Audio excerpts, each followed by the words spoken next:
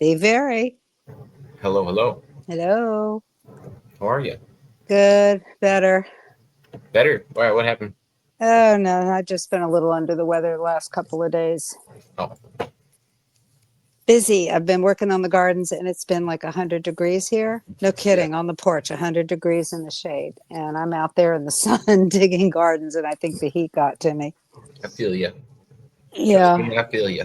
Yeah, Oh we Lord. have a heat advisory today, and I was landscaping until about 2:33, and I'm like, nah, I'm done. Oh Lord. Oh no, Gonzo, I think that's just always been a standing rule. Well, yeah. That's why I was wondering. Well, it's during their term, right? But what about afterwards? Can't they like grant immunity to themselves? Usually they do, but they usually have the populace usually has not been aware of what they've been doing since Kennedy was assassinated. Um, People are largely unaware of how everything got taken over, and there's no pardon for treason. There is Yeah, no that's pardon the for only. Well, treason. that's the only thing that they can charge him Yeah. with. That's what I was looking at when I heard a couple Well, of in the people talk military about tribunal, they can record all the other things he's done, but the treason is a sure unalived penalty. it. In my country, we call that treason. Yes, we do. I just see picture somebody like smoking a pipe. Oh Lord, yeah, with a handlebar mustache. Yeah. No, I was trying. So I had something I wanted to ask you about that What's was that? bugging my brain because I was finding so many weird connections with this, and I was like, "Oh, I guarantee Mudrabbit has crossed into this community at one point." Uh, Which one is that? gematria? Oh, I do gematria. You do gematria? Yeah, well, I dabble in it. It's the best site is gematrix.org. Okay, so do you? All right. So which version of gematria do you use? I look at them both. There's multiple different versions that people use, like with different alphabets, depending on which alphabet you're using. Some people use the American alphabet to do it, and then some people use like the German alphabet. And I didn't realize the connection with that and Q stuff, and that's how Yeah, people were deciphering Q stuff. A lot of people that's were. one of the ways. Yeah.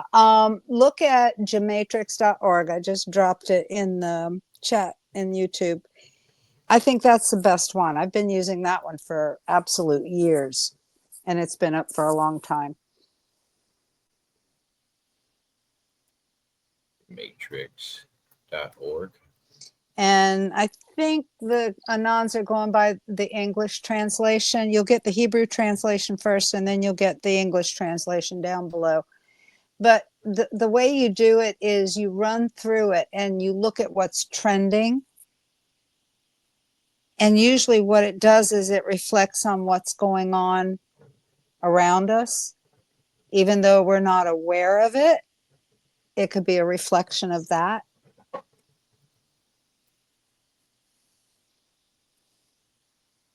Well, because I was actually talking to somebody about this, and I was talking to him about it with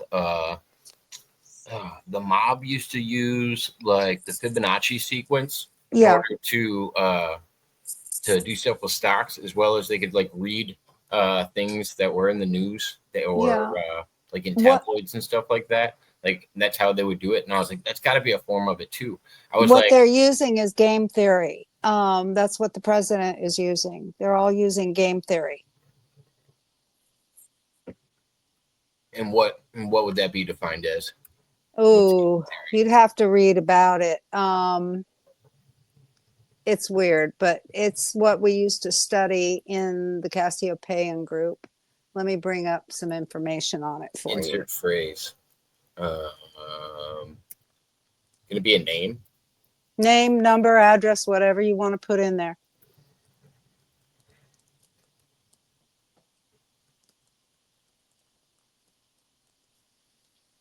Hebrew and Germanic.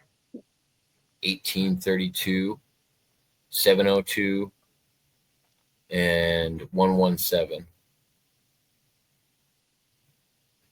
Those are my numbers coming back for Jacob Waters. The Hebrew Germanic is giving me 1832. Mm-hmm. And the English Germanic is giving me 702. And then the simple Germanic is 117. So simple Germantria is just the English language, right?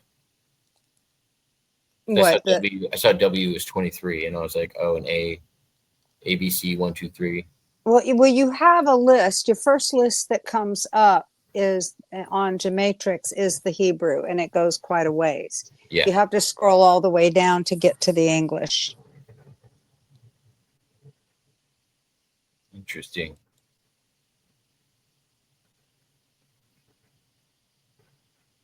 How much is Jacob Waters? What is the meaning of Jacob Waters? Jacob Waters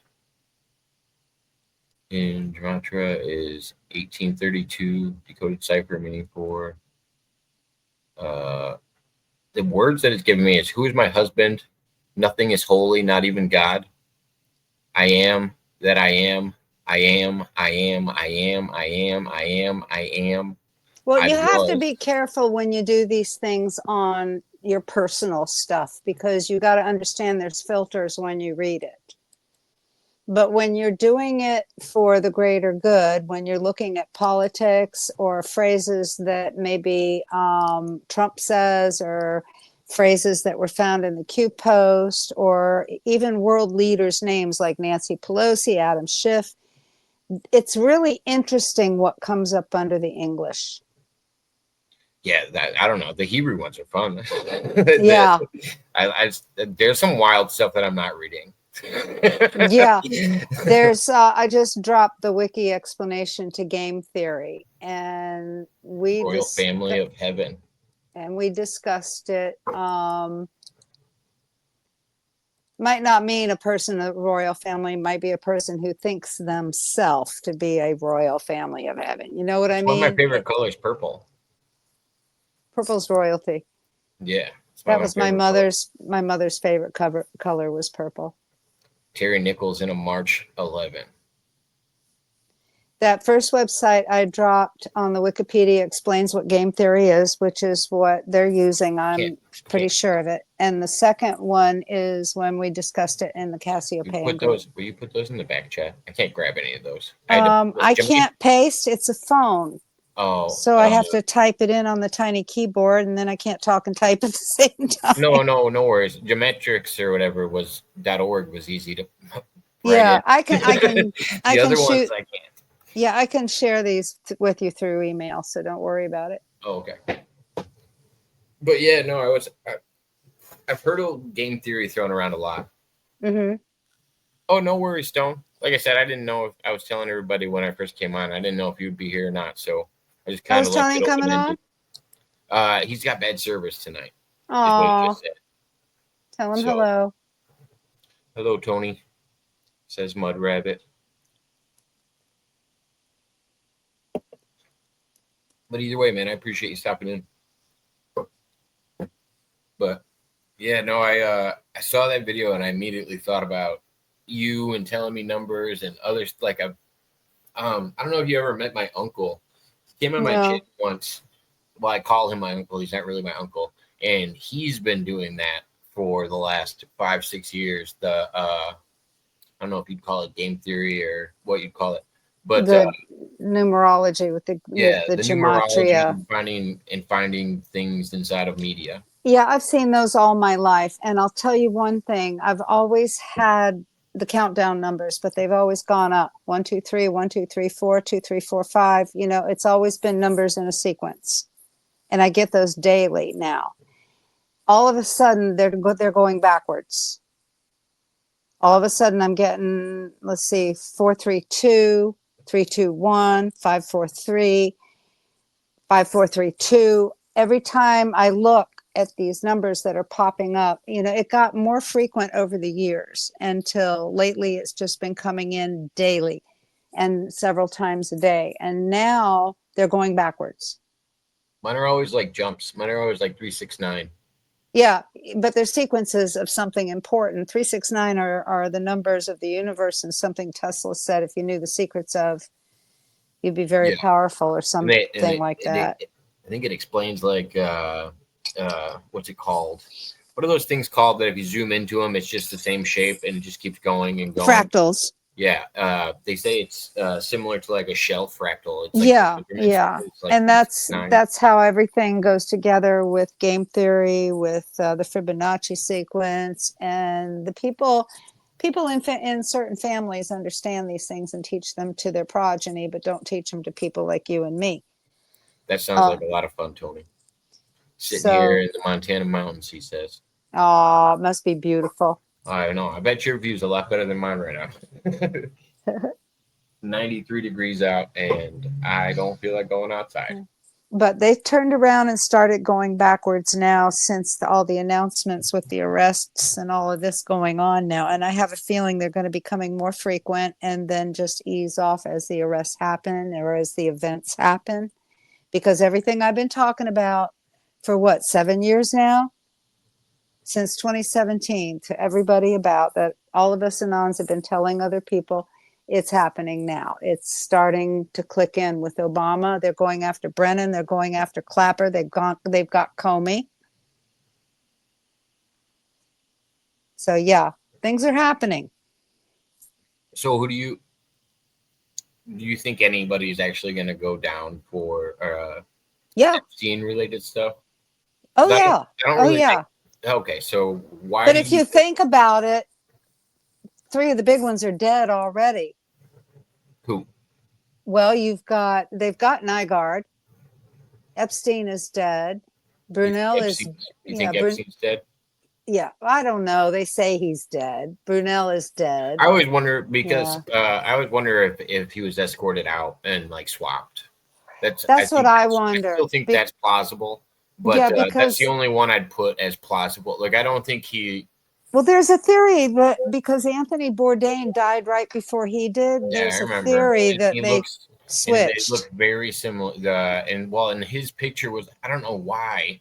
I don't know whose picture it was, if it was actually Epstein's or if it was Bourdain's, but somebody's autopsy picture kept getting circulated. And to be fair, if somebody did strangle themselves, their face wouldn't look like the picture that was going around. Okay, yeah. It would have been looked way different. It would have looked. I feel like it would have been like red or swollen, or you know what I mean. Like there would Yeah, have been yeah. discoloration, or From I lack of just remember oxygen. seeing. I just remember seeing a face, and it didn't look swollen. It didn't look. I don't know. Was that Maybe. the one on the gurney? Yeah. Yeah, that was when they rolled him out of the prison. And they did a close up of the pattern on the ear, and they didn't match. Well, what's it called? Was it CNN or NBC? One of them went in and did some video footage of the actual place, of the actual cell after it happened, to kind of show people the scenario. Mm-hmm. That what they shot looks nothing like the footage that was released. That looks like Exactly. a whole different cell. I do not trust mainstream media as far as I can throw it. So I just don't. where do you think Donald Trump is going with this idea of don't look over here? And why is he trying? Like, I feel like he either knows better or is trying to hide something. Like there's Think of it this way. The list that Obama and Hillary dreamed up, where they put all the they poisoned the well with that one. There Are you is talking a about like the flight logs that were released? yeah, no, not the flight logs, the So do list. you think the flight logs are legit? I think the flight logs are legit, but I don't think the list is legit. The one Okay. that And everybody's, have we seen any of these lists I think publicly? okay, think of it this way. Think of it this way. The list that Obama and Hillary dreamed up to put out and poison the well for the Anons, because believe you me, we had shills on those boards. Think of think of the excuse me. What if, and I don't know this for a fact, but what if all the people that they're arresting for treason right now are on the real list? And they're just doing that to like sweep it under. Well, it's a distraction so that we can get people to pay attention to the treason part. To the And then what? later, the treason part. And then later they'll come out with all the crimes that they're guilty of after they're taken care of.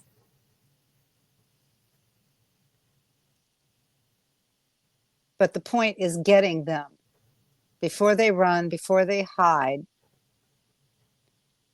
Yeah. And since the list has not been made totally public, all we have are the flight logs. I think some Anons may have a list, but until it's out there publicly, you can only get them on treason, because you have to pay attention to what the public's watching and what the normies are thinking. Because Gonzo said I heard that they leaked the list to the dark web, and Yes. and I do think with everything that was going on at the time, they would have been happy, because if they had, and this is where I'm kind of like in a conflict about where Donald Trump sits in this thing. He has admitted to flying on the plane with from West Palm to New York. Yeah. His plane was being serviced. When I was thinking about it, I was like, there's a lot of billionaires that do that, where Exactly. they jump on somebody else's plane and take it. That's not the same as going to the island. Right. Now, And what if this fake list? RFK was also admitted him and his wife got on the Right. point. Now, And, what if this fake list has all those names? Well, Yeah, I that's guess it wouldn't- that's who they're trying to eliminate. I know. And yeah, I don't know. Did you hear at the beginning of my show? I was talking about R. Kelly's music video that he shot. No, I haven't seen it. Fiesta. No, I haven't. So R. Kelly, who's currently in jail in Cook County, Right. Not too far from here, he shot a video called Fiesta, and Jay-Z's in the video, Beyonce's husband, and Gotti and a couple other rappers. And somebody was just looking up where they shot the video, and it said Little St. James Island. Oh, Lord. And then people found the connection right away. They're like, oh, so R. Kelly, Jay-Z, and all these guys flew out to the island with all these girls to shoot a rap video. Yeah. Yeah. I was watching the video just a minute ago to try to see if I could see any like temples or anything in the background. Yeah. It's just palm trees and sand that they have where all the shots are shot. You can see a structure in the background, but you can't tell what it is. Well, there's a lot of structures on and there's that island. There's like bungalows that yeah. But yeah. It was definitely confirmed. Yeah, I think I told you before, when we were living on St. Thomas was when construction started on that island. For whatever reason, we didn't know then what it was going to turn out to be. We had a couple that used to come in and sit on our bar that we got to be real friendly with that were working on the island. And they would stay on St. Thomas and then go over there, and they'd stay for Monday through Friday and work. He was in construction and she was in bookkeeping. And they were trying to recruit me and my husband to go over there and work, because he had, his skills and I had my skills, and they thought, they could give us a job. And they were just friends. They were just, just trying to do us a favor. Yeah. But you had told me about this. Right? Yeah. But we had already committed to my mom and dad and weren't about to, back out of that commitment. So it never happened. And then years later, we find out it was Little St. James. That would creep me out. Yeah. My husband and I talk about it often. As a matter of fact, I mentioned it to him recently. I said, do you remember when Joe and Stephanie wanted to get us a job on that island? And he's like, yeah. I said, that was Epstein's Island. Gonzo said Anonymous put out a partial list. So when all of those drops and stuff were happening, I think that was the flight logs, because I do remember that the flight logs came out a while ago. I remember seeing Chris Tucker on there. I remember seeing Kevin Spacey on there. I remember seeing several actors. Mm-hmm. That's when they came with the Bill Clinton flew on the plane 30 some times. That was from those flight They logs. said, well, the public. That was only from like, what was it? Like late 90s to early 2000s. They only had like a small window on there. The public number for Bill Clinton is 2728, something like that. But they just released it's more like 77, 78. Why is that? Oh, the total number? Yeah. It was a lot. It was like 3 times more than what they said. Yeah, that's wild. No, I was listening to the Prince Andrew video too recently. Hold on one second. I'm going to mute it for a second.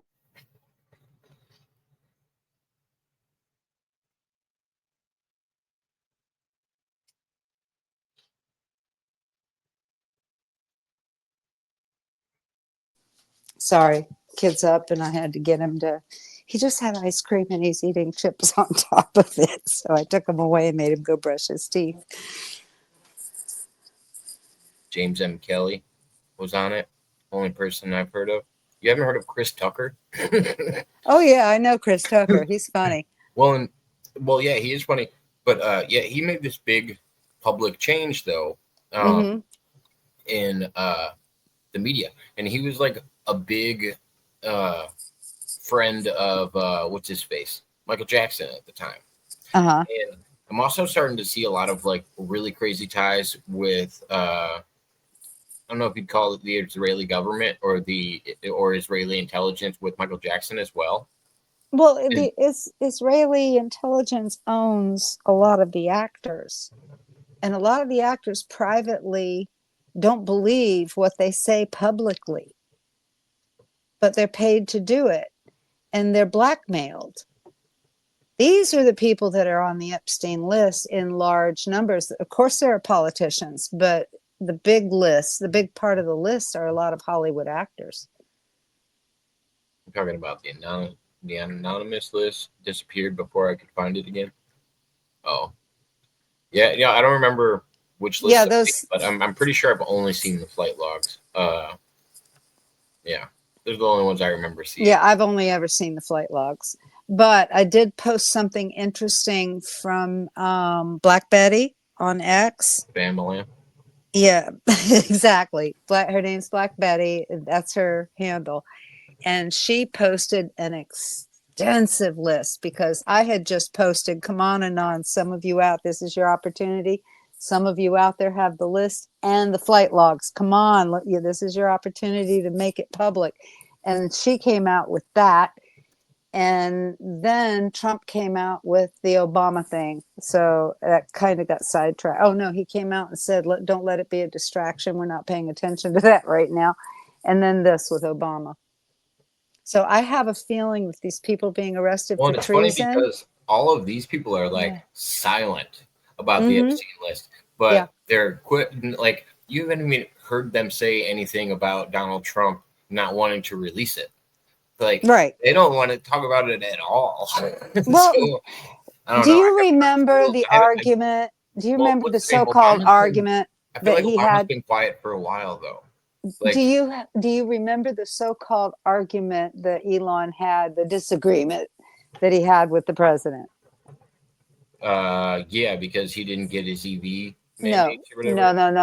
That's how they're spinning it. This was a ploy for them to get the normies to want the list, because no sooner than he said Trump is on the list, all the normies who are not aware of the things behind the scenes started screaming for the list. So now he's got the Democrats screaming for the list. I mean, you see, this is game theory. If anybody could have stumbled across some information that happened to be looking through every single government file at the time. Well, he's using like Elon Musk could release some information. Right. Well, he's using game theory. The only problem is, I think he does this every time he has an outburst with somebody. Okay, this is a combination of the fourth way and game theory. He's using game theory. They're all using game theory. But in the fourth way, you put on these little acts.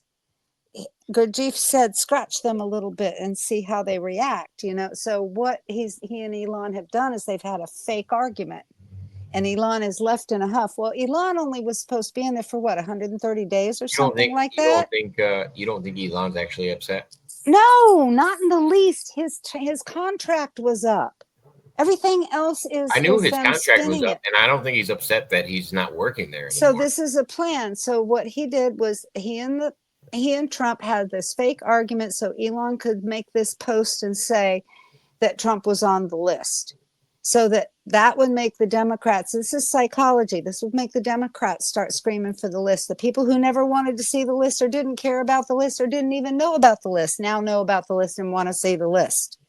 He's creating a desire among the people that had no clue. We already have a clue, we Anons, but so it's not going to do anything. So what's the strategy behind? Well, Elon turned around a week later and apologized. No, he never apologized for what Yes, he did. I read it on X. He apologized. I know. I read it too. He never apologized for that. Right. He never apologized for what he actually said or did. Right. But he apologized for the outburst. He doubled down on the outburst, which he has a history of doing. Right, and that's what I was analyzing more about him, is he has a history of these weird outbursts. This is the movie. Trump is using him to do that. This is game theory. This is actors. This is people creating a desire in a section of the populace that has no fucking clue. So then making them pay attention. So they're doing this to get everybody to want the list. Right. Okay. So then why does Trump want to go on Truth Social and say, anybody that's still following this, I don't even want you supporting me? Why is he saying stuff like that? Look at what it's creating for the Democratic Party. I think it's creating a mess on the right, though. No. Oh yeah, there's so much division on the right. Then they don't understand what's going on, and this is a good way. Most of them aren't looking at the 4D chess side of it. Right, exactly. And this is a good way of gauging that. But what if they gauged it by, okay, maybe Donald Trump's been corrupted. Maybe he's doing a lot of things with Bibi Netanyahu now. Maybe Netanyahu's coming over and has some kind of influence over our president. No. That it seems obvious. No. Especially with our strike on Iran, that you can put enough pins in a row to go, oh, there's a correlation here as well. You know what I mean? Like, right. I don't think Candace Owens is wrong about the things she's saying. Candace Owens is not an Anon. I don't think she's an Anon. No. I think she's looking at it like, oh, it's very possible through Ghislaine Maxwell, Robert Maxwell, and other Israeli intelligence, that's exactly what he was. And that's why this kind of stuff wouldn't, and I still don't think it's going to be released. I think anything that Ghislaine says in this testimony she's about to give, it's all going to be fabricated or stuff she was approved to say. Okay, the first thing, or because the other thing I listened to was Epstein's brother. Right. And he's had some interesting interviews too. And he's given away a lot. Okay, do you remember in the beginning from his first term when he got up, and they told us this on the cue board before Trump even said it in a rally, but he said it more than once. Remember when he said, "We caught them all"? He said, "We caught them all"? Yeah. He said, "I caught them all." I don't remember it specifically, but. Remember when he said that? No, not specifically. Okay. I don't think about his words like you do. He said it from the very beginning that he caught them all. And that implies that they have all the evidence that they need. The problem with evidence is... What was he talking about when he said that? The problem, I'm going on with that. The problem with evidence, because a later post said, how do you get evidence into a record? You know, how do you get evidence into a court record? Because some evidence, you can't just introduce it without a precedent. And everything he was in court for. See, this is what he was doing. He was using himself as bait. He's not the one running this operation. The military is. Trump is bait. Trump is the focus to keep them all, the anger going at him while they're working behind the scenes. They have all the information. They have everything. But when he says we caught them all, you know they're going to go down for everything they did because we've been clamoring for it. Yeah. He'll lose popularity if he doesn't do it.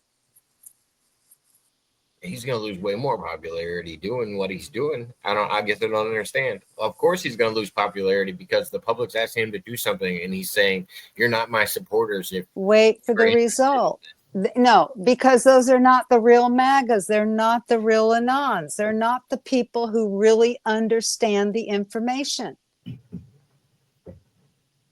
He's making us aware of who is who. Because there's a lot of fake MAGA out there right now that are really pushing hard. And I see it going on X all the time. And they come up and I look at the things that they're saying and I think, oh my God, these people are so out to lunch because they were not there to read the drops. And you've got shills in there. And the best way to subvert a movement is to take a little bit of truth and wrap it in a bunch of lies. That's an easy pill to swallow. I mean, everybody's telling partial truth. Right. I haven't seen one person tell full truth. Not even, I mean, and if what you're saying is true, then even the president's not. Well, they told us up front he wasn't going to divulge his plans. That's not what I was saying. But would he boldly lie and just say, or do the things he's doing in order to get whatever people out of the MAGA movement that he thinks are there? Because he's also going to throw away people that he's exposing. Like not everybody that's MAGA is cute. So I don't think it always. It's a signal to true Anons who the fake MAGAs are. In other words, he's saying to us who were there for the Q drops, you know what you know. You know these people, you know what you know, so counter what these people are doing. And if you watch what's happening, other Anons are going out there and countering what these people are saying. It's a signal. Do you think their voice is big enough? No, but it can confuse the normies. And right now, the last thing he needs is confusion in the masses. Yeah. No, because I think the only thing that people are hearing is what Trump's saying. They're not hearing these people that have been following Q screaming at the top of their lungs. The media has told you to stop listening to Q forever. Right, and the media is dropping in its popularity too, so they've done their job there. But if you see, I see it happening. I see it happening on the platform I'm on. What's the strategy of dropping the Late Show? Who, Stephen Colbert? Yeah, in general, because and not replacing it, and well, his ratings tanked. Number one. Okay. Number two, he said untrue things about the president on national broadcasts. That's not right. And number three, he likes little boys. He never apologized for those Vax tributes he used. Exactly. He's paid to push that stuff. He's part of the system. And plus, did you ever see that video of him with that missing little boy? No.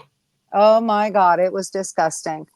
So yeah, he's going down. Do you think so? When do you think somebody like Stephen got corrupt? Or what do you think of somebody like Jon Stewart? Do you think Jon Stewart is like a beacon on the left, or do you think of him because even Bill Maher, as much as I don't agree with him on everything, there's parts where I'm like, all right, I still got you there. Okay, I believe. Same with Jon Stewart. Every once in a while, I'll see him say things that make sense to me. Yeah. But then other times, it seems like he's reading off the same script as everybody else. Right, but break it down. I believe that deep down, Jon Stewart is a moral man. Yeah. And he's got his own sacred cows and belief system. So he's left, and he's going to stay left most likely. He's progressive. His real name is John Leibowitz. That's fine. He's a moral man, and I don't think he's been corrupted in the same way a lot of other people have been corrupted, or in the same way Stephen Colbert was corrupted. And that's why. Now, Bill Maher, on the other hand, Anons have a photo of him in the blue wizard garb with the red shoes, and we do not like that. They just put up Religious on Tubi the other day, and I was watching it. I love watching that. That's a good one. But no, I wonder when somebody like Stephen gets pulled over that line, because if you look at it, like people like Steve Carell, people like Stephen Colbert came up on the Daily Show. They came up because Jon Stewart, Stephen Colbert was an anchor on. Well, let's put it this way. Jon It's Stewart like, didn't when did they control pull that. him out of? Well, when did they pull him out of that? And then they got him into Hollywood, and we're like, all right, this is how it's going to go. Jon Stewart did not control the Daily Show. Otherwise, No. they wouldn't have changed him out. The producers did. And anybody, money talks. And we don't know who those people were. I think he wanted a break from the Daily Show. That's why he did it. I wonder. I don't remember what the reason stated was. Yeah, because he did like almost 20 years or something like that. It was like crazy. And he wasn't the original one either. No.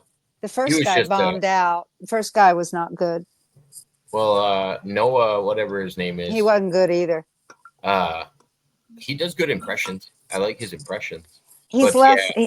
He brought too many politics into it. And I think when Jon Stewart left, I used to watch him and Stephen Colbert nightly. And when Jon Stewart left the Daily Show, I think I watched 2 episodes after he left with the new guy, and I couldn't get into it. I didn't like him. Not for that show. It didn't match him. So, Gonzo, I think they are on the top. I think the left and the right are the same. And even on the upper, like, I mean, on the regular levels, when you talk to people about politics, they both want the same outcome, but they go about it way different ways. Because most people, I think, will try to convince you that right-wing people have no compassion and they don't care about people. And then that leftists just want to give away all your stuff and care about people too much. And it's not really like that. It's usually they both are just tackling a problem different ways. And well, we're also not focused on the middle American left and the middle American right, the normal people. There's some people out there that are left. Because we only focus on the extremes that they get. Right. Yeah. And then I would say most people actually aren't even left or right. They're mostly centrist. I would say 80% of society is probably centrist. Strangely enough, a lot of my friends are leftists, and I don't know why. But we still get along. And we love each other incredibly. But they don't have the same information I do, and they don't want the information I have. Are they older? They're my age, maybe a couple years older. Were they hippies when they were younger? Yeah. Okay. Yeah. Well, no, because I was trying to figure this out, and it actually is pretty much holding true. Except for this new generation coming up now, most kids are more liberal than adults. It's because they're more compassionate. They care more about the world when they're, up and coming, and they don't have any biases or anything like that in the beginning. Yeah, but we're talking about normal people. We're not talking about the idiots on the street. But yeah, and then when you get older, you become more conservative once you start making money and actually understanding how the world works a little bit more. Yes. Most people lean more towards That's exactly what happens. But what happens when the young group coming up, which is, I don't know what it is, Gen X now? Is that what it is? You mean Alpha? Gen Alpha? The new one? Gen Alpha. They're more conservative. Yeah, they're more conservative than anybody coming up in the last 25 years. Yeah. So it's like, man, you'd only wonder how they'd turn out as adults if they ride it through. And because I didn't have a person like Donald Trump as a president when I was younger. Like, we didn't have anybody that actually pushed the envelope a little bit. But yeah, no. Well, you had Reagan, didn't you? Weren't you alive with Reagan? I wouldn't have known anything he was doing. Yeah. The first president I remember was Clinton. Well, strangely enough, I was aware of politics at the age of 5 and 6 because this is what my great-grandmother watched incessantly on TV. So anything that was going on, the family was discussing it over the dinner table, discussing it in the morning, and I'm there, I'm watching what they're watching on TV. So I became involved because I wanted to be able to talk to the grown-ups. So I remember the assassination. I remember Walter Cronkite's reaction to it. I remember him breaking down in tears. I remember the people in town were everybody was in shock. I grew up in the red flag generation. Yeah. And Candace Owens talks about this a lot. She calls us the 9/11 generation, where we grew up at a time where everything that we witnessed was the end of the world. Yes. And the public wanted you to think it was the end of the world. and it doesn't Trauma, matter. trauma, trauma. It doesn't matter if it's Y2K. It doesn't matter if it's 9/11. It doesn't Right. matter if it's the Mayan calendar. It doesn't. And we boomers are sitting there going, no, it's not like that at all. And it's always in an election year. And by the time I hit about 25, I was like, oh, it's kind of conceited to think about how small of a time frame that humans were on this planet, and to think that this planet is going to end in my lifetime. Yeah, right. That's usually where I'm like, oh, okay, I've grown up since then. No, there are different cycles, but those things happen on the 29,000 year cycle and the 360,000 year cycles. They don't happen on the little cycles. We get little asteroids, little meteors, comets, light shows, but I don't think we fly through an asteroid field every, what is it, fall? Something like that, yeah. Well, Yeah. no, you got the Taurids, and then you have the Leonids. But then there's different years, of course, that will be closer. Yes. Than other years. We used to go camping during the Leonids just so we could sit out on the beach. Everybody's like, "Oh, look at all the shooting stars!" There's a great episode of the Y-Files where he's playing out that first time when he gets through, and they're like, and that's exactly what they're doing. They're laying outside, and one person sees one, and they're like just checking them out going by, and then one like lights up the sky like daytime, and they were like, I wonder how close that was. Well, they're talking about what year is it? It's either 2026. It's always in our lifetime, There's going to be a meteor that passes between the Earth and the Moon. Yeah. It's not supposed to hit us. They previously thought it was going to hit us. Now they think it's going to be at the distance between us and the Moon. And I just could imagine, I'm trying to imagine something like that going by our planet. Or conveniently, it's going to be where nobody can see it. Yeah, right. Exactly. We'll be on the wrong side of the globe. Right. No, it'll be worse. Nobody can see it except Australia or something. Yeah, right. Or New Zealand. Right. Fiji's just watching it by themselves. No, I feel like everybody would flock to wherever you could see it if they knew it was coming for real. Serious astronomy buffs would. Where's the I forgot what it was called. But it's supposed to happen. Well, that we went through what was it? The Maunder minimum happened in 2001.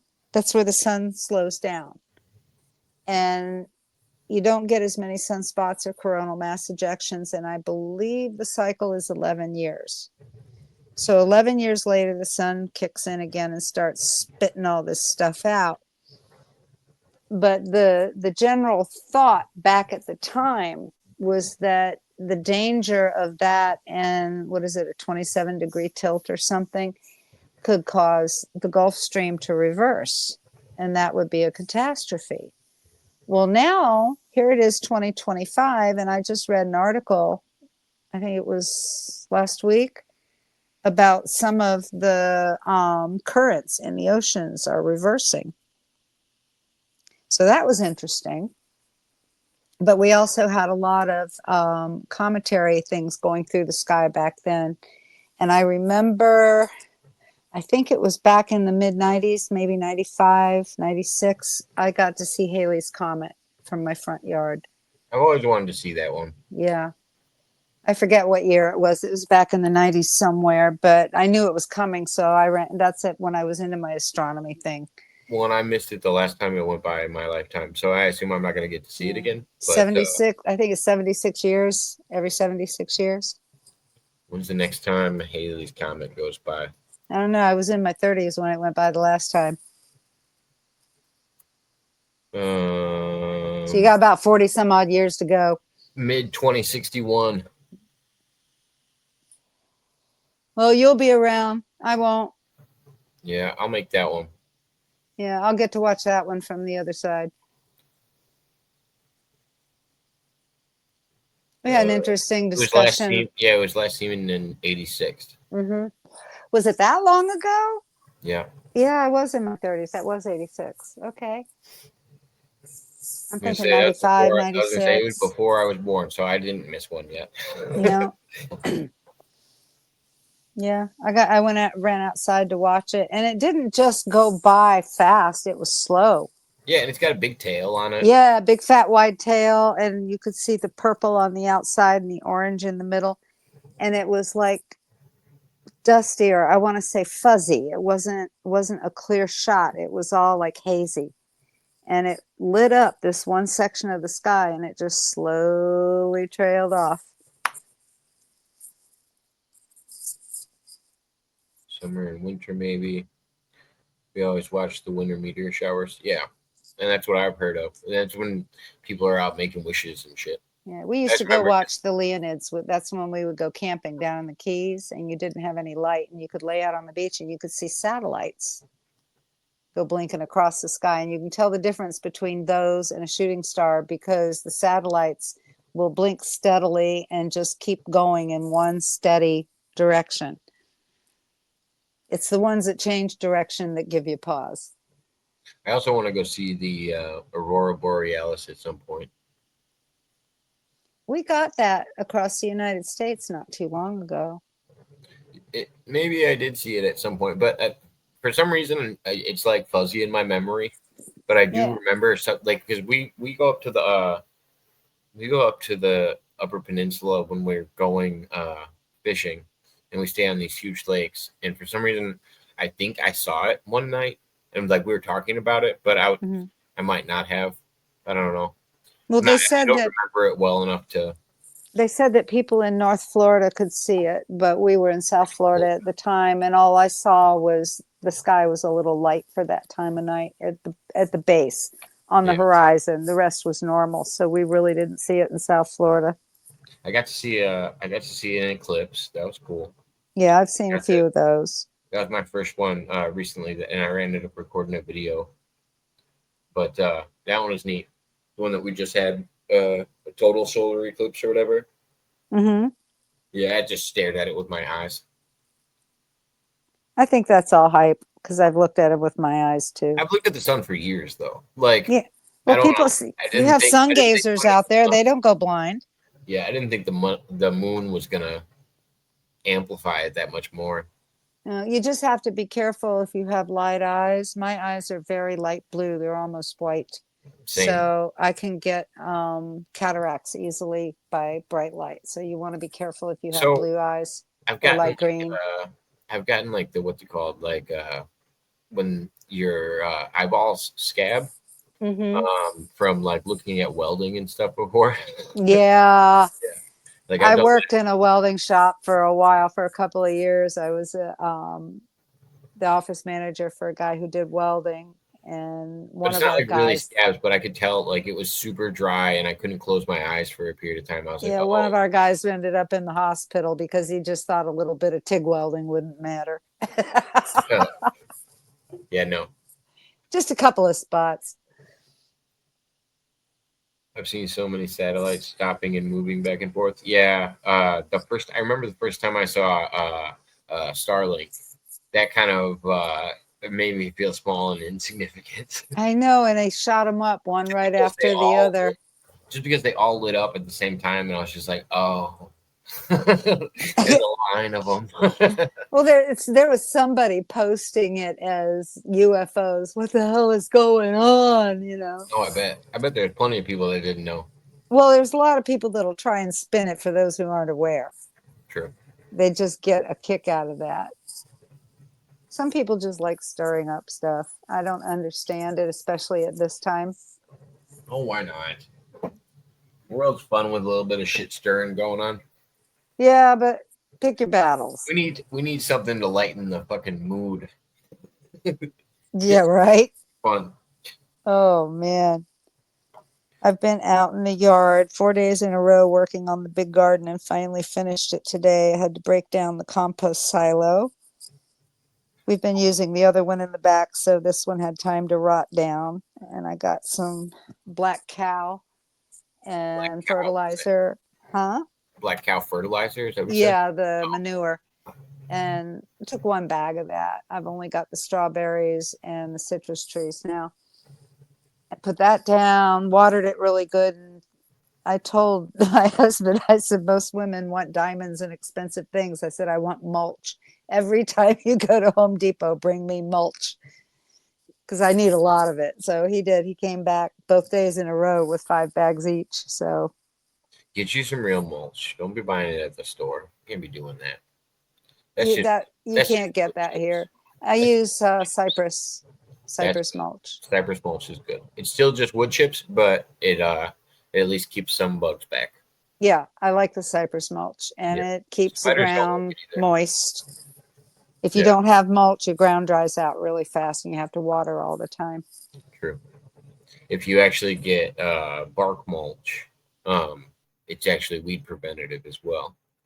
But wood chips actually provoke Are you there? growth. Yeah, can you hear me? Yeah, Check, I check. had a phone call that Oh, I had a phone call. oh no, sorry, you confused me. I couldn't see you, so I didn't know what was going on. I was like, oh, hello. Yeah, my phone, it's weird. When I get a phone call, everything else just goes to the background. But yeah, no, I was explaining that to a customer the other day. They're like, why do people buy mulch? And I was like, well, I was like, there's a place in town. I was like, you can go over there. It's usually one of our fire stations. They have public mulch or public wood chips that you can go grab from, and it's all it is just chop down trees that they grind up, and then they give out the chips for free. Yeah, my daughter-in-law did that. It turned out to be one big mistake because it's always got leaves and stuff in it. Yeah, it's got all No. kinds of stuff in it, and you end up with weeds all over your yard. Yeah, Um, but when you get a big wind, it ends up all over your yard. oh yeah, So, too. yeah, this is why I Yeah. like the cypress because even when you get a flooded backyard, it stays in place. Well, it depends. You can get because you can get there's plenty of heavier trees that your city's probably grinding up. It just depends on what trees they have in the area, Hmm. and no one's probably grinding up cypress trees in your daughter's area.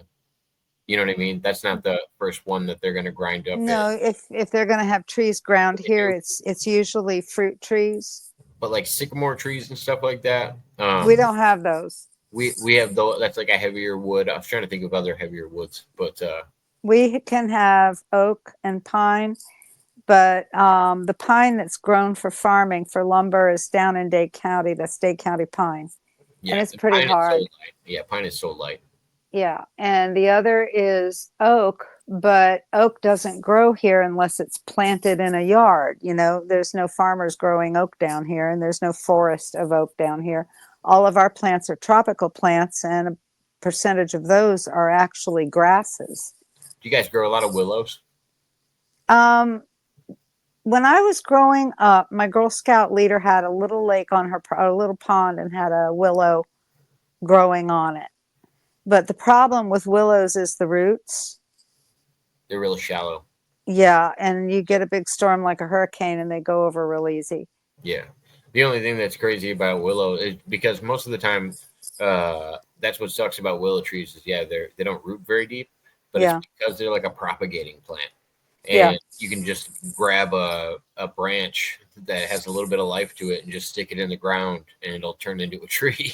Like The kind of trees that I have in my yard, I have bananas, which are actually a grass. I have papayas, which those are reeds. We have mangoes, we have loquat, we have an avocado tree, citrus trees, we've got palm trees, but nothing that's, it's pretty much representative of what grows down here. yeah. So unless you're That's getting why I Dade assumed County willows. pine, That's why I definitely assumed willows in your guys' area, just because it's just a weed that kept growing. It's just a grass. yeah, I don't think there's too many of them. I haven't seen one since I was a little girl.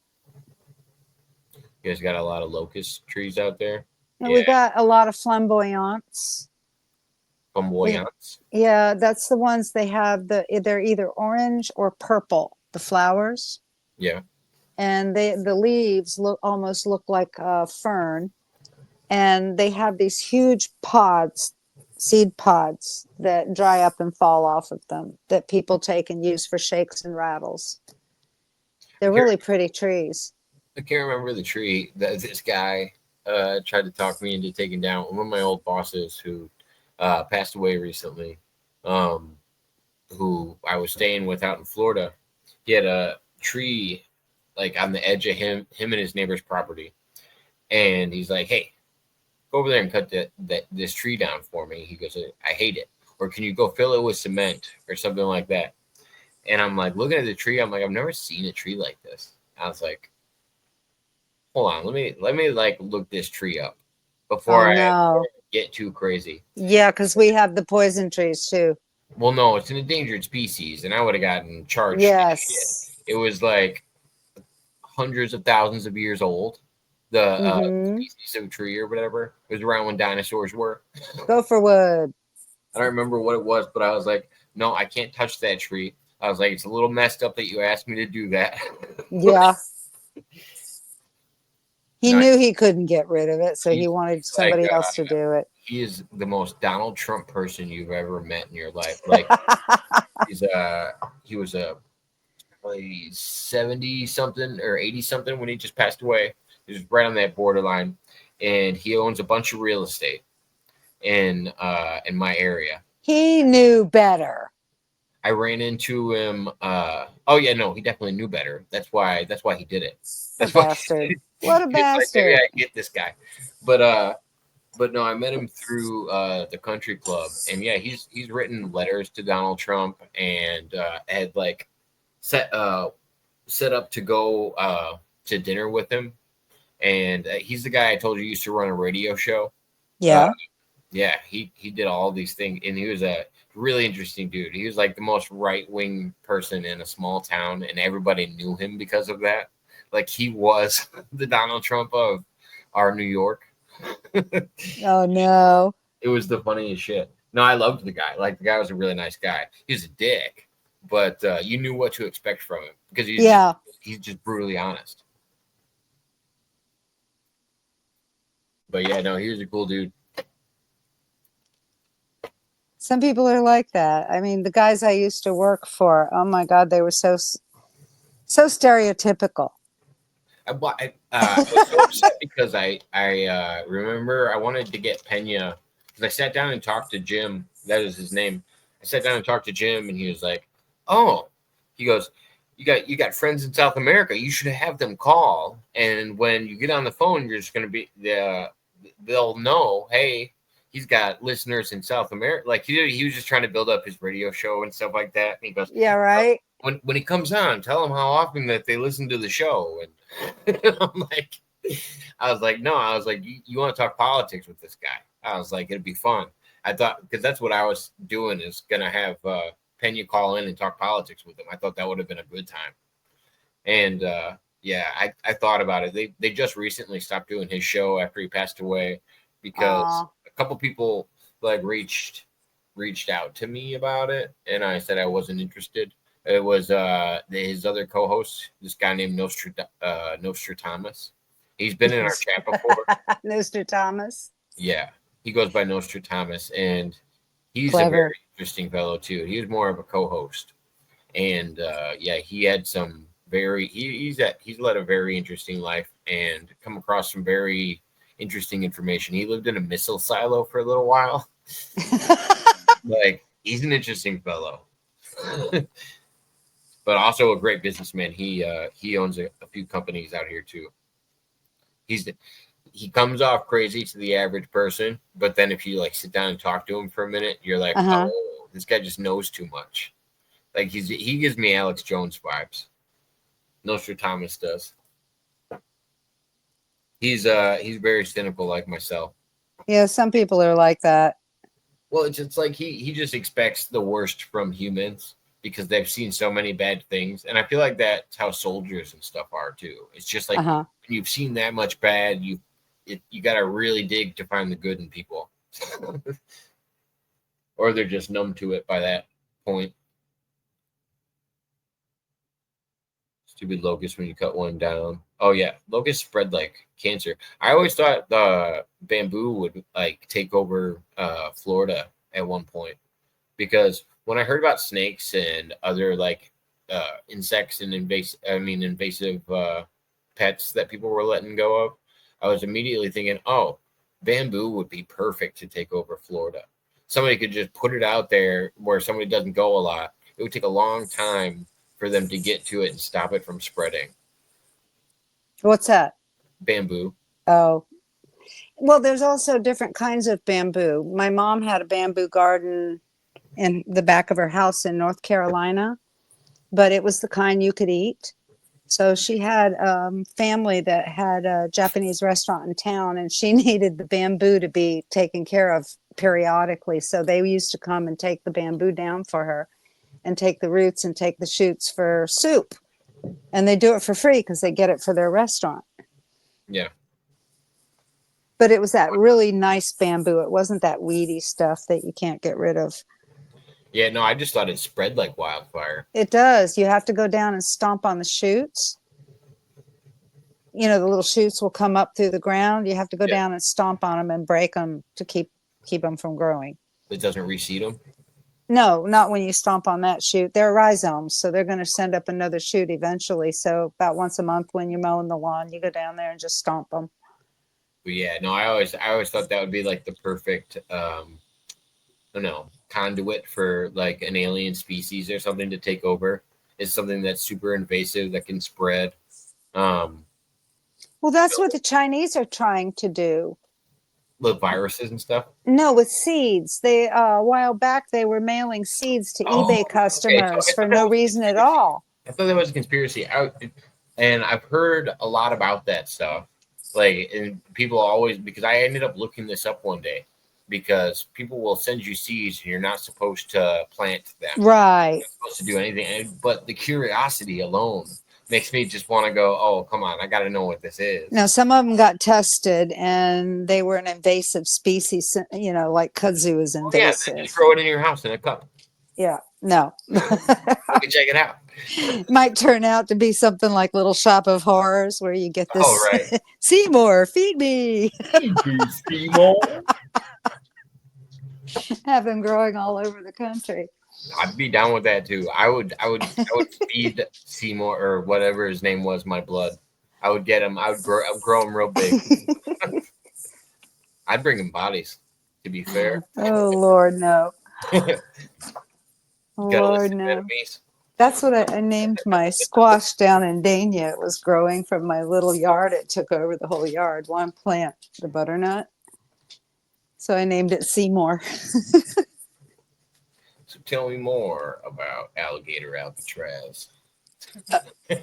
Apparently, I heard, I don't know if it's true or not, that there was one person already that tried to escape and found out the hard way.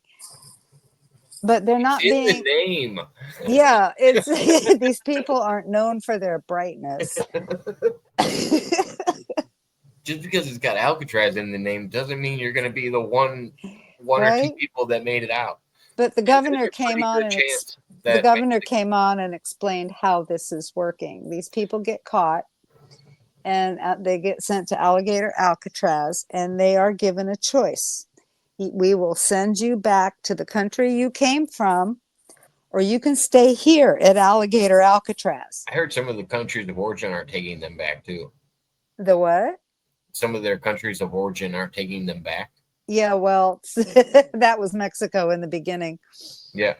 No, that's what I heard as well. I'm like, oh, convenient. These aren't your best people, and for some reason you don't want them back. Yeah, but your arms are open for them, right? This is what you tell your populace.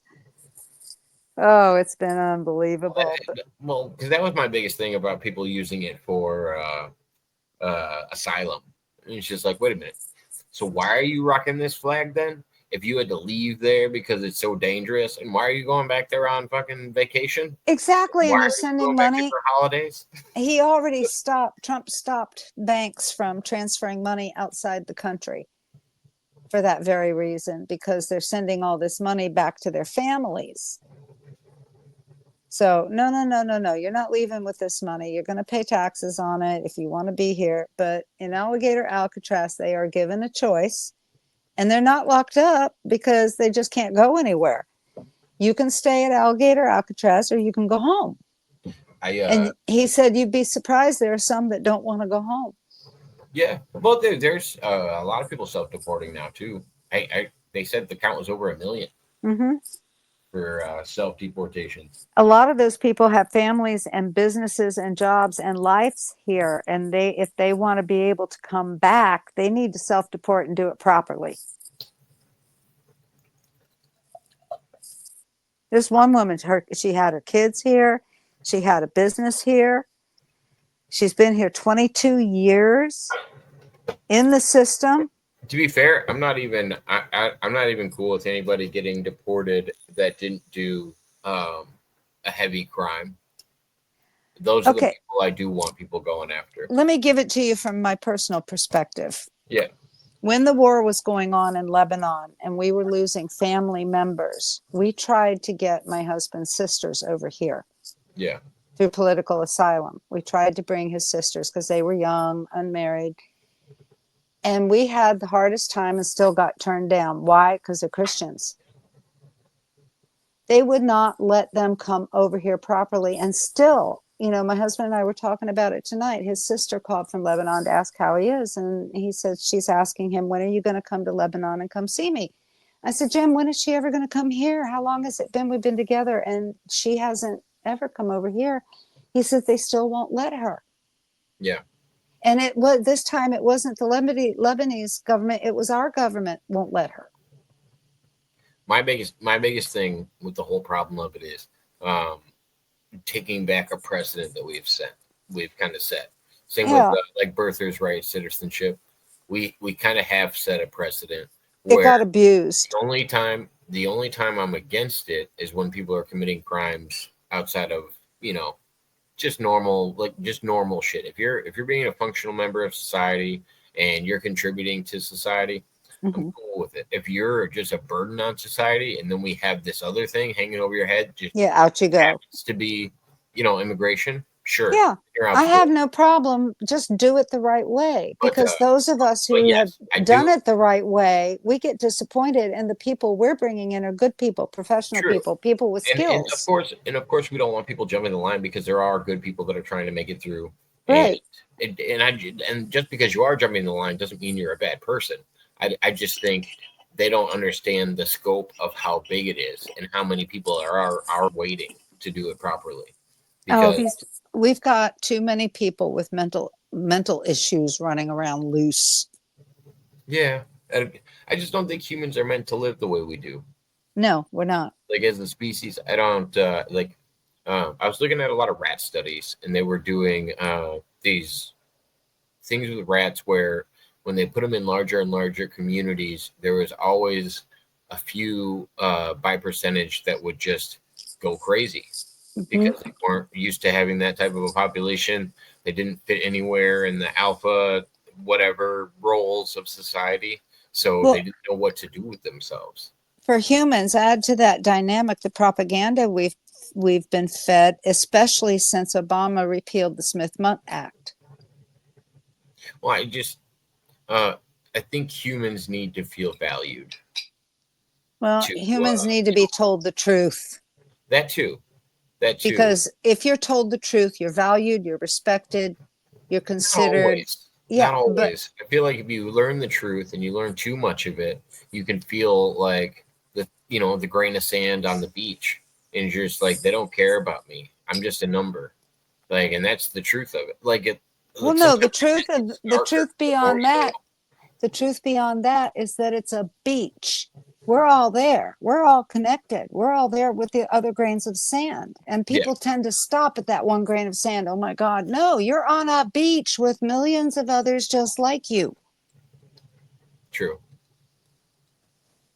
That doesn't wash with me when people try to say that, when they're feeling lonely, it sounds like they're going into a pity party. It's like, come on. It is because of the individuality of humans, I think. Yeah. Because everybody wants to be special. Everybody wants to be the individual, and everybody wants to be the main character of their own story. We also have an incredibly large number of baby and infant souls being born into this miasma. And you've got a bunch of old souls that are just fed up with it. Because they're not being raised by old souls. They're being raised by students and other baby souls. This is something the deep state understands that common man doesn't. And they're manipulating even that because they're all into this occult. So they're aware of things that normal people aren't aware of, and they're utilized against us. Do you think magic is good or bad by nature? Most magic is sleight of hand.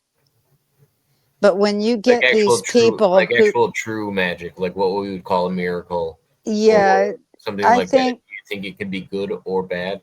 Or do you think it is inherently, like when somebody says black magic or good magic or bad magic, I think it I treat magic like guns. I think it depends on who you're asking for something. There is a process you go through when you ask God for something. And it's an entirely different process that one goes through when they use what they call magic. Because when you start using that stuff, you're a bright light to any elemental or something wandering thing that wants to attach to you. Because when you ask God for something, he's not going to just hand it to you. He's going to make you earn it. But when you use magic to get something easily, that's not of God. I think it's the same as picking up any weapon. What makes it good or bad is the person. Well, not even the person, the intention. Right. The intention of what you're going to do with it. Right. And a good person would not have bad intentions. Yeah, and that's why I compare it to a gun. But I do think of magic as neutral. And a lot of people don't. It's because for some reason they just believe certain magic is bad. And I think it's in the definition. All magic is demon, or I think it's in the definition. The very definition of magic is not a good thing. Because they're talking about using spells and things like this. You're asking elementals. Do you think it was vilified? Do you think it was vilified by the church? Like I think most of that leads back to being vilified by the Romans and the original Christian church and Judaism and being against alchemical practices. Even medicine was considered magic. Okay, there's a, like I was saying, there's a big difference. When my mother used to channel, there were people that would react to her channeling. Like we had one girl just jump up and run out and never come back again because it scared the bejesus out of her. And she swore up and down that what my mom was doing was evil. But she didn't catch the significance of the prayer beforehand, and she didn't catch the significance of us asking God for guidance. And my mother worked very hard for many years to develop this ability. It just didn't come to her. But you have these people that go out when you're doing the magic stuff, you're asking a lower entity than yourself to do something for you. Well, so do you think it's possible? So you were talking about was it your sister-in-law or what was it? For what? For what you were just talking about. How is she related to you? How did you know her? The lady that used to predict those things. That my mother. My mother was a channeler. Okay, so would you compare that to somebody like Edgar Casey? Yes. And also, do you think that they're tapping into like the Akashic records as we know them, or no, do they have to be channeling a lower entity? Laura Knight Jadzik and my mother were tapping into groups of individuals from sixth density. They're on an ethereal plane. They're not in physical form. And they're ready to help you if you ask, but you have to ask properly and you have to keep God in mind because these are, I guess some people would consider them the angels. Yeah. But there's many of them up there, and there are groups of them that it's their mission to help us. So asking them for things, they don't give you things. See, that's the difference between the good guys and the bad guys. These guys don't give you things. If you have a question for them and say, this is what I want to know, or this is what I want to achieve, or this is an object that I would like to obtain, they set you usually through the Socratic method for you to go search for yourself. And they'll give you little hints by like where to search, what to look for, how to look for it. They make you do the work. The elementals don't make you do the work. You don't do the work. You don't grow. Well, and I noticed that difference depending on like, and this to me is like lower frequency talking is like something like a Ouija board. Yeah, Because, and then you have filters. And I could feel the different energies that I was talking to, either by the strength or how they were talking to me or what they were talking to me about. Like, and I could tell which ones had been alive before in a human form and which ones hadn't. Like you can tell if something was never human before. Yeah. Like, and I don't know what it is that it just seems like a higher intelligence where like language itself was a barrier to them. Well, like I asked, trying to communicate things to me was hard. It was weird. It was really no, weird. they didn't seem to have any problems communicating to us through my mother, and they don't seem to have problems communicating to the group through Laura. And when I did the automatic writing, it didn't have a problem communicating with me. But I think some of them, our spirit guides, have missions to help those of us who are in tune. And you have to ask for it the same way you ask for the other things. But mine was alive, I think he said, in the 15th century, which would be the 1400s.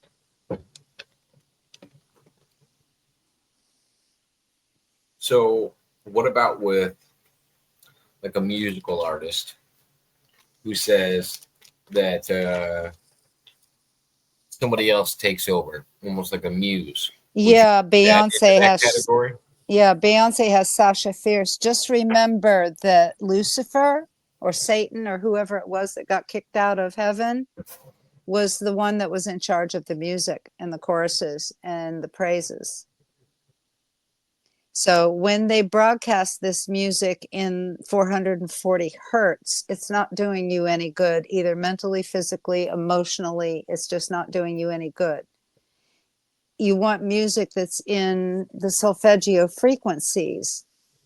And the Rothschilds knew this. Again, these people in the occults, they knew this. And the Rothschilds made the standard 440 hertz.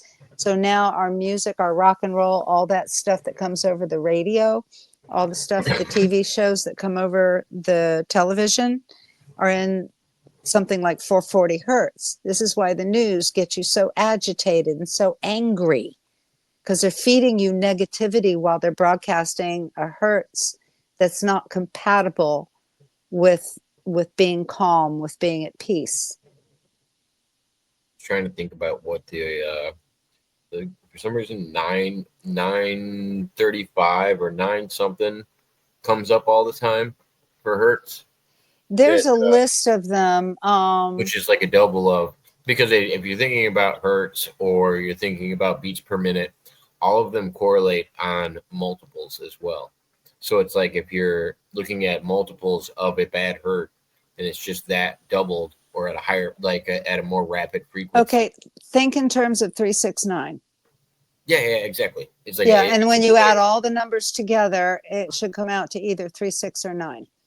But there's another one, I think it's 1052 or something like that. I wrote it down somewhere. I could be wrong. That's also a very beneficial frequency. But for the majority of them, I believe when you add all the numbers together down to one digit, you get 3, 6, or 9.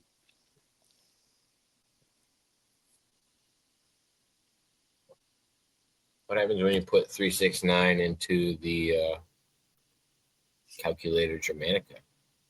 Or gematria? Oh, I think a lot of people have done that. But yeah, you have to be careful when you're using what you call magic. I guess people would consider channeling magic. Christians would. I think this is why a lot of the books, like the Book of Thomas, the Book of Mary, the Book of Enoch, have been removed from the Bible, because it discussed these things. And this was something the church could not have the masses knowing, because they'd lose control. And Laura's very interesting. She does it with a spirit board. She doesn't use an Ouija board. Okay. She uses a spirit board. What's the difference? Big difference.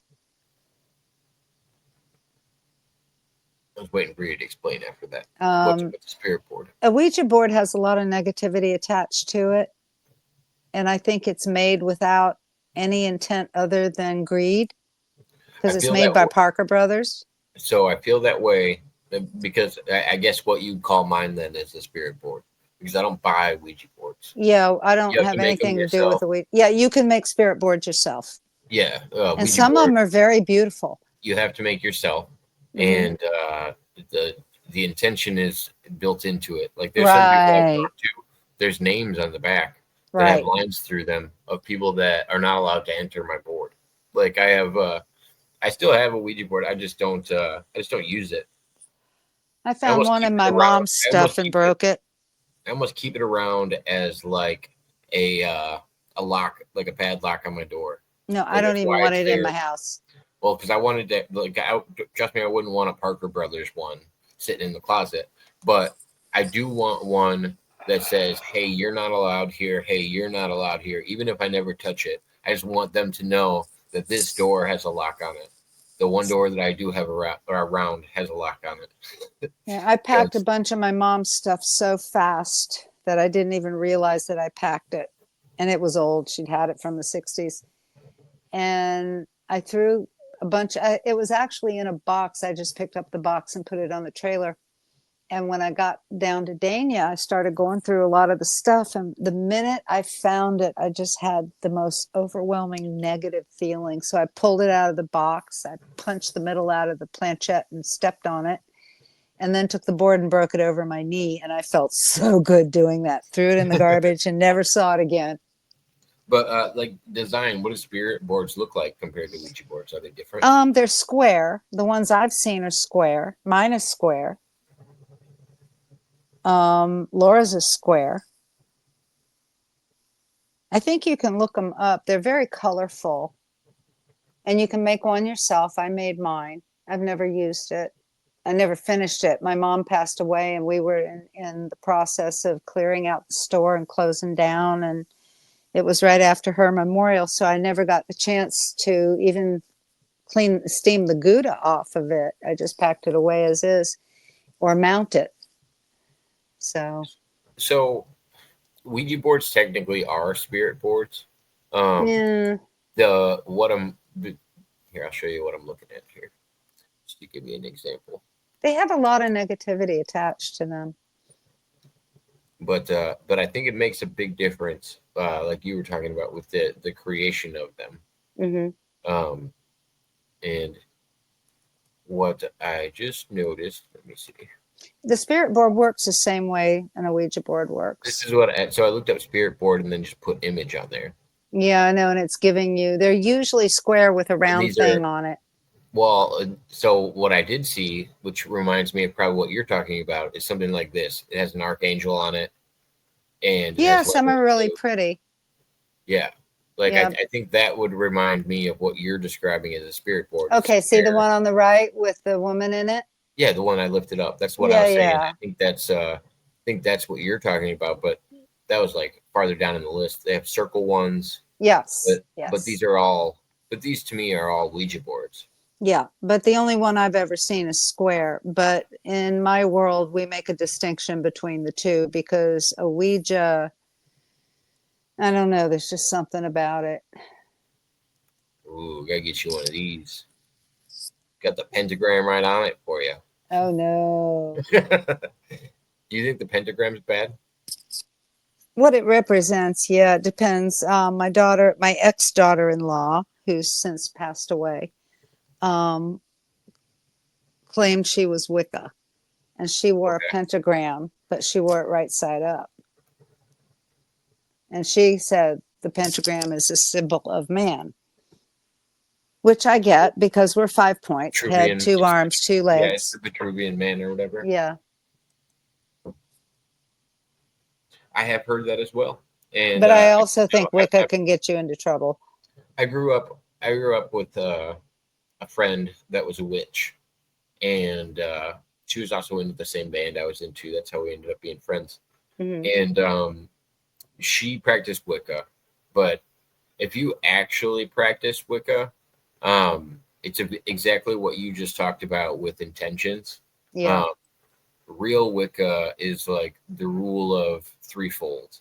And most people, if they actually study Wicca, know exactly what I'm talking about. If you try to, so anything you were to cast on somebody else, any type of magic spell that you were trying to orchestrate or anything like that, you Mm-hmm. had to be prepared for it to come back at you threefold. Yeah. And that all comes from the Triskel. Yeah. And so it's like, why? Yeah, that is inherently in it. So you know it can't be bad. Like you wouldn't do it unless you were planning on, you can't hurt somebody unless you were planning on it killing you. You know what I mean? Right. Right. And it's the Even same that, with, though, it's the same with like love potions or stuff like that. Like none of that stuff is true. Like what you'd think of as the typical witch isn't I something you think actually find in Wicca. I think the actual request says it all, who you're asking, Yeah. because you would never ask God certain questions. There's just some questions you know darn well you can't ask. Well, most of the spells that come with Wicca, because I studied it for a little while, and Wiccan were they're earth-based spells. Yeah. They're very much like combined all of these ingredients. It's very much what you'd think of as like a witch stirring up a cauldron. Yeah. It is very much find all these ingredients, but it doesn't go to like the voodoo side. No, but I Voodoo understand. side is a little more of like grab the hair of your enemy and bring Yeah, that and but there's karma. incorporate it. There's heavy karma, Yeah. and my first daughter-in-law is dead. Oh, really? That shit catches up to you eventually. And if If you're you have bad not, intentions, I agree. I think if yeah, you have bad intentions, it's supposed to. well, That's the I don't purpose. know what I know what happened to her. I don't know what happened to her head. It's just why she even thought about the things she did. But the alarm bells went off right after they got married. She went and got these big old ugly tattoos right on her shoulders, Right here or on the back. over her breasts, on her Yeah, right shoulders. here. Okay. Well, Yeah. because usually that's where I see them. It's like right in front of the shoulders. Yeah, right there. And then she got some on her, I think her hips. I don't remember where they all were. But her life just spiraled out of control the more she used it. And eventually they got divorced, and then she ended up pregnant with the younger man's child, and then later the child wasn't even 19 months old and she overdosed. So that stuff affects your life. You get Oh into yeah. that and it affects your life, and in ways Well, that I you think can't imagine. anything like that is going to affect you, and you have to go into it with a certain level of respect. Like I would say the same thing about using a Ouija board or using anything where you're tapping into something, like you were Well, saying, if you think of because it like this, that addictions are attachments, that without attachments we wouldn't have addictions. there has to be something driving it. Yeah. Besides the attachment, what like something draws you to it. It's either outside influence or It's I usually don't know. outside influence. It could be coercion. Mm-hmm. That not like so outside influence, not from a physical person, Right. but yeah, I think it's possible that's one way to get you drawn in. And this is where we get into easily influenced people. Yeah, So promises from the other, from yeah. whatever it is you're talking to, because I learned right away on a Ouija board that people try to lie to you. It Mm-hmm. didn't take me very long to figure out these people are trying, whatever these things are, they're trying to get me to do things that I wouldn't Oh yeah. Oh I yeah. wouldn't expect from somebody good. Yep. Yeah. And they tell you things that are just are not right. So yeah. Well, and they're very much like I don't know if you remember when my channel got flooded by trolls sometimes. Yeah, I was there. There'd be like 70 messages coming through at once. Yep, And I was there. There'd be like one or two people inside of the 70 messages like, hey, make me a mod. I can make this all stop. Yeah, right. And that's what you see on Ouija boards too. Yep. Is that one person reaching out like, hey, this is your safe color. You should Yep. go change your shirt right now. And I'm like, well, what? How is that going to help anything? Why do I need to change my shirt? And why do I need to be wearing yellow? When I was doing my automatic writing, I wasn't asking, well, I did ask personal questions, but I was asking more questions about the world around me. And I did that for a number of years. But when it collapsed on me and I stopped doing it was when I was going through my divorce and I was going through a lot of personal issues and emotional trauma. And that's when my filters got in the way. And it was more or less telling me what I wanted to hear. And when I recognized that is when I stopped doing it, because I realized I was developing these filters through emotional trauma or emotional sadness, and I wasn't letting the real words come through. And even the control on my hand felt different, because you know when something else has control of your hand. Yeah. So whatever this thing was that was interfering between me and my spirit guide that I always communicated with, it was playing on my emotions and it was playing on my filters. And I knew that was when I had to stop doing it. I could do it still. I still have it. If I wanted to pick up a pen and started writing, it would just do it automatically, but I just don't do it. I can do that, but I don't ever feel like I'm channeling something specific. I know when I'm channeling something specific when I'm not aware of what my hand's going to write. Okay. Well, and so what about like a flow state? That's the flow state. You're always trying to second guess what word is going to come out next. And when you start doing that, your filter pops up and all of a sudden you're not doing it. It's you. It's more you than it's them. And it becomes a struggle. So And then how do I separate what is the flow state and what is something I've learned? Like well, what is muscle memory? Like if say I'm gonna use myself as an example. Say I put 21 years into wrestling and then I go in and I wrestle somebody without thinking about it. Like I'm not thinking about what move I'm gonna do next. My eyes are closed. I eventually just start doing things that I know how to do. Right, muscle memory.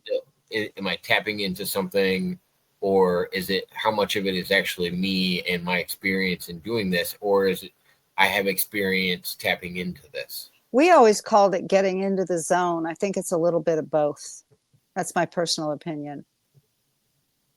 Because when we used to go, I had that problem, especially at Tai Chi.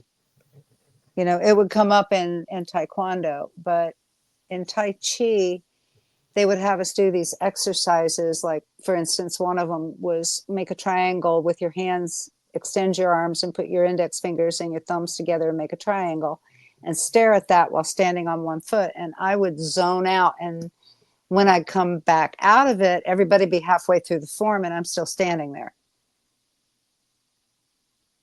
So that's when you get into the flow, because your mind goes blank. You've shut down the internal dialogue and you're just focused on that space that your fingers are making.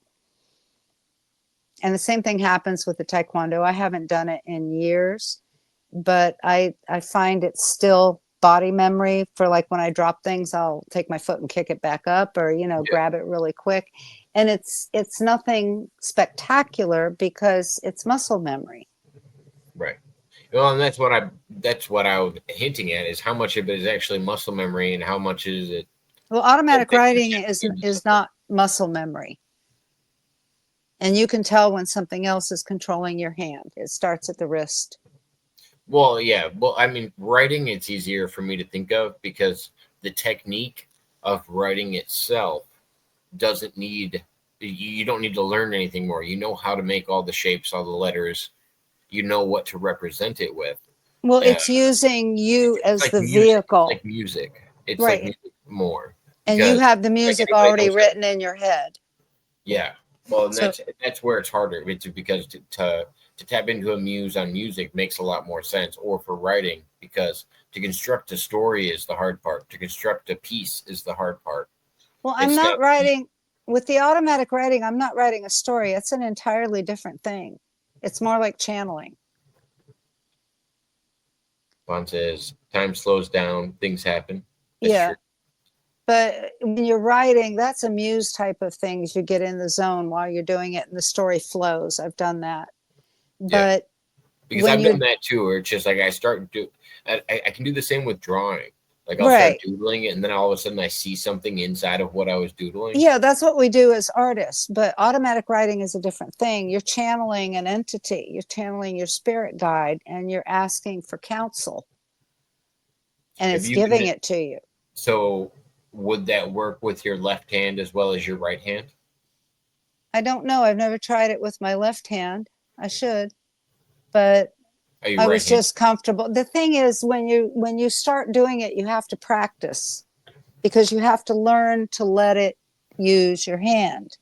No, I was thinking about that lady that did like automatic writing, and she Yeah, could write and like write sentences in both directions with both yeah, hands. she was amazing, and the Yeah. two sisters. But I'm not that caliber. No, I wasn't saying you were. I was just saying that's what comes to mind when I think of people just going into like auto pen mode. Yeah, I think if I went further into it, I could do that too. But when I started doing it, the exercise for you to start doing it is you have to sit with the pen in your hand.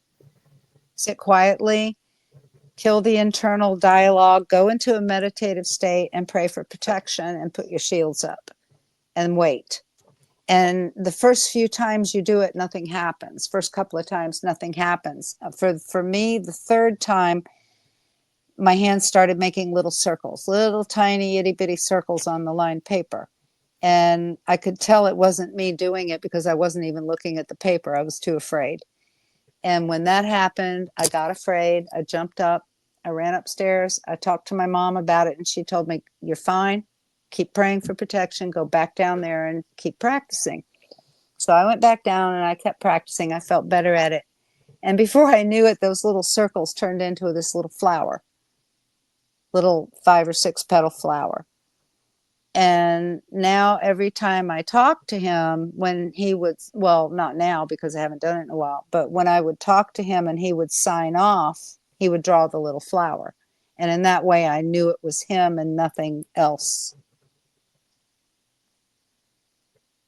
I got really addicted when I was younger. I used to like to write. I would stare at whatever, whether it was a person across from me or whatever. I would like to stare at them and then try to, if it was lined paper, I would try to do full sentences inside of the lines without like actually looking away from the person in front of me. Yeah. I used to practice doing that for some reason. And I don't know why I did it all the time. And I could That's still different somewhat do though. it. No, I know. I wasn't. Yeah. It's just something weird with writing, and I don't know. Something I used to joke around with a lot. I'm trying to remember the Process book I consciousness had that people. taught me how to do it, but I can't even remember the name. It Oh, that was is so long fun, ago. and I would assume it's just as scary though. I would assume